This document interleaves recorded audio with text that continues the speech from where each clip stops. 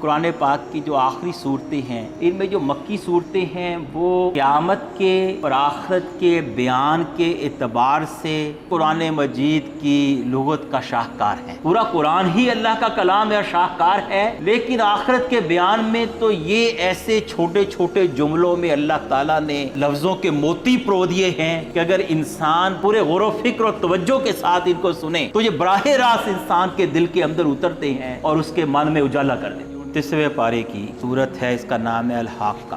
حاقہ قیامت کے ناموں میں سے ایک نام ہے۔ صفات کے اعتبار سے اللہ تعالیٰ نے قیامت کو مختلف نام دی، جیسے القاریہ، کھڑکھڑانے والی۔ تو الحاقہ کا مطلب یہ ہے کہ ہونی شدنی۔ ہونی شدنی وہ چیز ہے جس نے ہو کر رہنا ہے، جس کو جھٹلایا نہ جا سکے۔ جب نبی کریم صلی اللہ علیہ وسلم نے ان اہل مکہ کے سامنے اپنی دعوت کو قرآن کی صورت میں پیش کرنا شروع کیا کہ جو اللہ کی توحید سے بھی غافل تھے اور آخرت کے تصور کے بھی منکر تھے، جب کوئی بالکل کسی چیز کا انکار کر دینا تو پھر اس کو ایک زوردار چونکا دینے والی بات سے اس کا آغاز کیا جاتا ہے تاکہ وہ بھی چونک جائیں، اچھا یہ کیا بات ہونے لگی۔ الحاقہ ملحاقہ وما ادراک ملحاقہ، یہ سوال ان کے سامنے رکھنے کے بعد اب تاریخ سے اس قیامت کے وقوع کی دلائل دینے شروع کر دی، اس تاریخ سے جس تاریخ کو عرب جانتے تھے، ان قوموں کی تاریخ جن قوموں سے وہ آشنا تھے۔ یہ سوال اٹھا کے قرآن نے فوری کہا کذبت ثمود وعاد بالقاریہ، ان کو بتایا کہ سمود اور عاد نے تم سے پہلے اسی طرح اس قیامت کے دن کا کھڑکھڑانے والی کا انکار کیا۔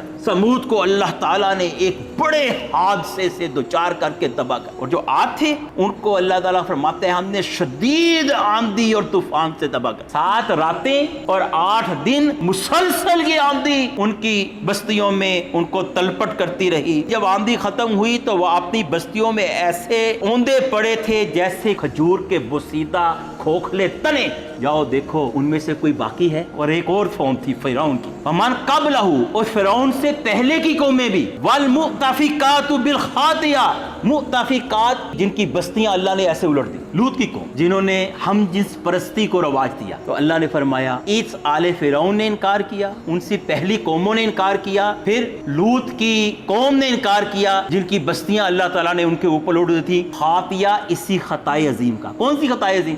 آخرت کا انکار کر کے اللہ کی حدود کو توڑا۔ اب یہ فارمولہ ذہن میں رکھیں اپنے، قرآن اور انبیاء کی تعلیم جس بات پر سب سے زیادہ زور دیتی ہے اسی بات کو انسان بھول جاتا ہے، انسان اپنی موت اور قیامت بھول جاتا ہے۔